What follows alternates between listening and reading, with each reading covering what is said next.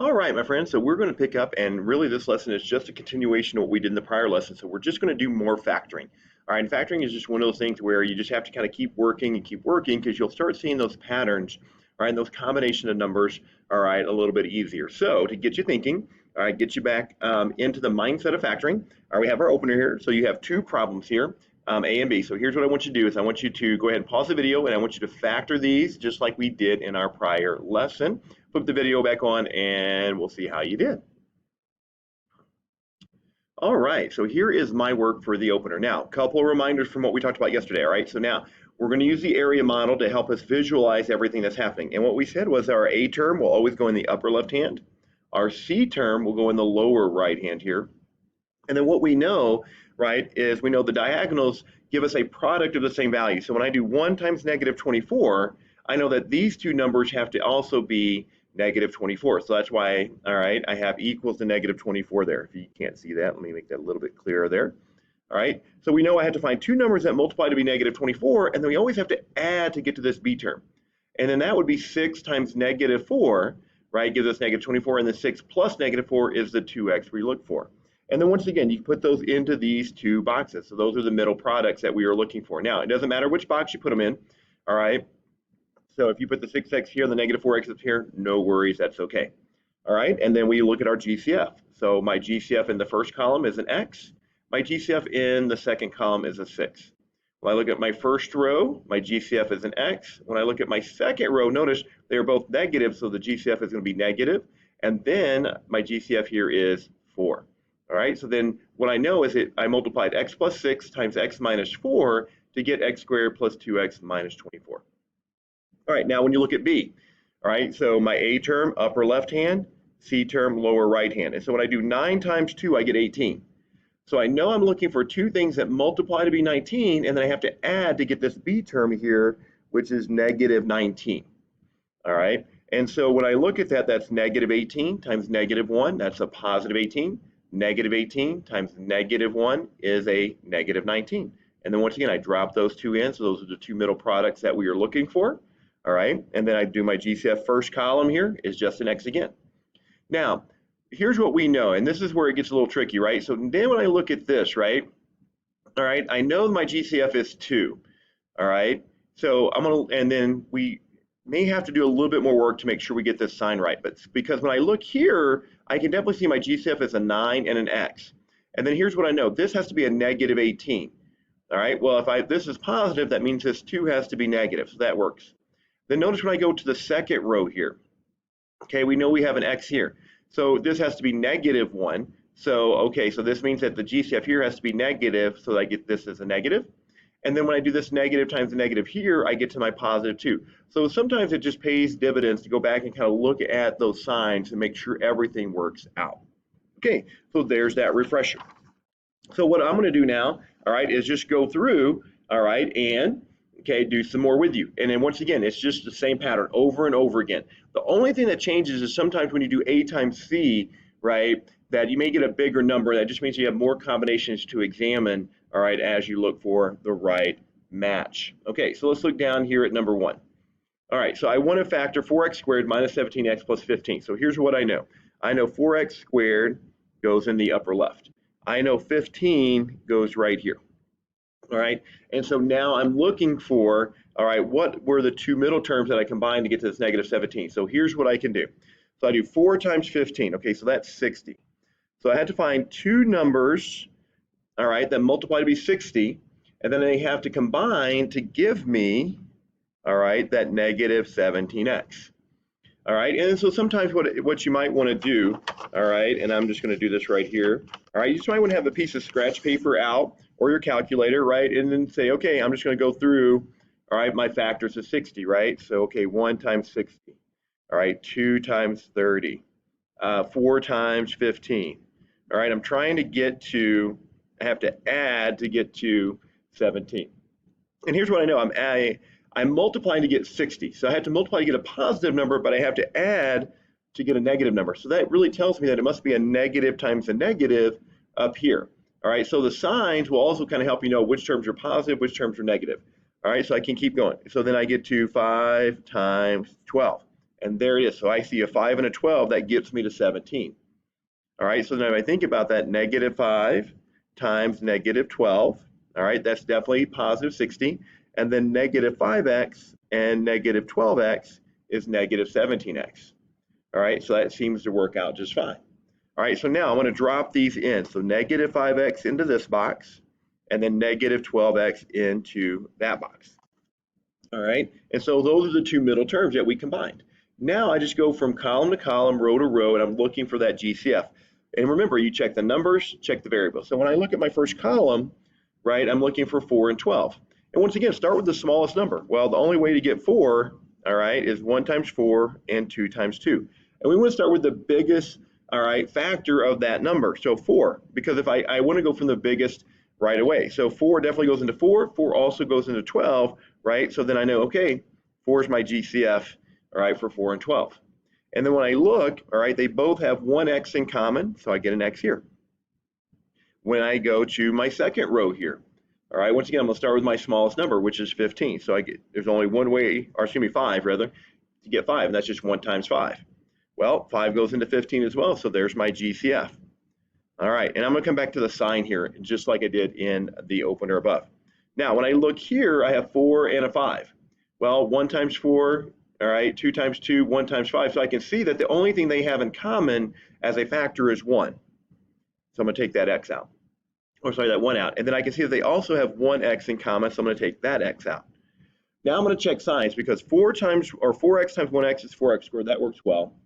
All right, and then 5 times 1x, I need to make this a negative 5, so it means, okay, this needs to be negative here. All right, so that's what I mean by looking back and double checking those signs. All right, now looking at our second row here, all right, they don't have any x's, all right, in the second group, so I don't have to worry about it. So now I just have to think about numbers. So when I think about 12, I have 1 times 12, right, 2 times 6, and 3 times 4. Now I work from small to, or big to small. 12 doesn't go into 15. 6 doesn't go into 15. 4 doesn't go into 15. But 3 does. So there's my GCF. So I'm going to take that 3 out. Now, once again, I'm going to check signs because I know 4x times 3 has to give me negative 12x. So that means this needs to be negative. So 4 times negative 3 is negative 12x. And then I can double check here. Negative 5 times negative 3 gives me a positive 15. So there you go. Okay. So now, all right, I'm going to work vertically here. I'm just going to go to number 3 here. All right. And let's factor I should write out my factors here. All right, so then my factored form would be 4x minus 5 times x minus 3. So that's what I multiplied together to get our, all right, quadratic expression above. All right, so let's look at number 3 here. All right, so once again, when I factor this, I know my a term is upper left, I know my b term is in the lower right, and I want to do a times c here. So 10 times negative 12 gives me negative 120. All right, so I got to find two things that multiply to be negative 120. Now, since this is a negative number, what that tells me is one of my factors has to be positive, one has to be negative. All right, and then that combination has to give me my b term here, so this has to add to be negative 7x. All right, so once again now, all right, I'm just going to start looking at my factors of 120, right? Okay, so I have 1 times 120, all right? 2 times 60, 3 times 40, and so none of those, if I add those together, are getting anywhere near negative 7, right? So I just kind of keep going here. 4 times 30, all right, 5 times 15, no, let's see, 16, 18, 20, let's see, 120 divided by 5, 24 maybe, 24. Yeah, 24. So 5 times 24. And notice 5 and 24, if I add those, right?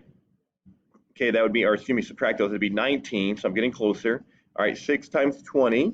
All right, that's 18. All right, so it'll be 14. So I'm getting closer. 7 doesn't go into 20. Let's try 8. So 8 into 120 is 15. There we go. So 8 times 15. All right, so when I do 15 and 8, I can see that the difference between those is 7. And I want it to be negative 7. So I really need this to be 8 times negative 15, because that's negative 120. And then 8x plus negative 15x is negative 7x. All right. So just taking your time. And you can do this on your calculator if you want, just like I was kind of doing here on the side. You guys didn't see it, so I was just kind of going through. If I don't know your facts right, I can just kind of divide them out and just keep going. All right, and then now I can just drop these in. So I get an 8x here, I get a negative 15x here. All right, so now when I look at my first row, the biggest number that goes into 10 and 15 is a 5. All right, they have one x in common. There you go. All right, when I look at 8 and 12, right, the biggest number that goes into 8 and 12 is a 4. All right. And then once again, all right, we'll come back and double check signs in a minute. Now, when I look at 10 and 8 in my first row here, the biggest number that goes into 10 and 8 is a 2. All right, and then they both have one x in common. Now, when I look at 15 and 12, well, we just did 15 and 12 up here. So this is what I mean by the more you factor, you kind of see the same combinations again and again. And so we know, all right, that that's going to be a 3. And they're both negative, so I'm going to take that negative out, and there's no x in the second one, so I can't factor out any x. And then notice if I go back and check my signs, positive, positive, good, positive, positive, good, negative, positive, negative, good, negative, positive, negative, so that all works out. All right, and so then this gives me 5x plus 4 times 2x minus 3. All right, so let's jump back up here to number 2. All right, so now once again, looking at this pattern, right, I know my A term goes in the upper left, I know my C term goes in the lower right, okay, and then I want to multiply here. So 8 times 6, all right, gives me 56. So I got to find two numbers that multiply to 56, and they have to add, all right, to be 30x. Now, once again, multiply to get a positive number, so it's either negative, negative, or positive, positive, and I'm adding to get a positive number, so it tells me it's got to be a positive times a positive. All right, so now, once again, let's just start going through 56, right? So 1 times 56, all right, that gives me 57. 2 times 28, oh, well, there we go. All right, there's 30 right away. Okay, so just kind of keep going through those multiplication tables, and sometimes you hit it pretty quick, right? So 2 times 28 is 56, and then 2x plus 28x is 30x. All right, so let's just drop those two in. So 2x into here, 28x into here. All right, looking at that first column. So the biggest number that goes into 8 and 28 is a 4. They both have one x in common. All right, so when I look at 2 and 7, the only number that divides into 2 and 7 is 1. So that's going to be a 1. And then they don't have any x's in common, so I can't factor out any x's. When I look at 8 and 2, the biggest number that goes into both of those is a 2. And they both have one x in common. When I look at 28 and 7, the biggest number that goes into 28 and 7 is, in fact, 7. And they don't have any x's in common, so I can't factor those out. So that gives me 4x plus 1 times 2x plus 7. All right, let's do number 4 here, and that will wrap up our video. All right, so once again, A term in the upper left, C term in the lower right. Okay, and then I know these two things have to multiply and give me the same value as these two things, and you guys can see that. So 8 times 7 is 56, 2 times 28 is 56, right? 4 times 15 is 60, negative 5 times negative 12 is 60, right? 10 times negative 12 is negative 120, 8 times negative 15 is negative 120. So we can see that pattern just continues the whole. So 6 times negative 7 is negative 42, and then this time we have to add to be 41x. All right, so now I'm multiplying to get a negative number. All right, so that tells me that it's going to be a positive and a negative, and then they have to add to be negative 41. All right, so if I just go through this, all right, 1 times 42, all right, and I look, 42 minus 1, that's 41. All right, so that works out really well. So sometimes it's that first choice. Now I need it to be a positive 41, so I want this to be negative 1 times 42. So that gives me negative 42, and then negative 1x plus 42x is the negative 41x, or excuse me, the positive 41x I was wanting. So if I drop those in, negative 1x here, and then the 42x here. And then we're looking for those GCFs. So the biggest number that goes into 6 and 42 is, in fact, 6, and they have one x in common. All right, now when I look here, the only number that goes into 1 and 7 is 1, and they're both negative, so I'm going to take out a negative 1. They don't have any, there aren't x's common in both, so that's it. When I look at 6 and 1, all right, the only thing that goes into 6 and 1 is 1, and then they have one x in common. And then once again, here we see 42 and 7. Okay, so the largest number that goes into 42 and 7 is, in fact, 7. all right, and they don't have any x's in common, all right? And then that tells me that I would multiply 6x minus 1 times x plus 7. All right, and then remember, you have a built-in fail-safe, right? So if you are correct, if you quickly FOIL this out, right, or distributed this out, you should get what you started with. So you have a way to check your work every time. All right, that wraps up our lesson on factoring. All right, if you have any questions, all right, make sure you write those down, highlight any problems that you wanted to go over again, and we'll see you in class.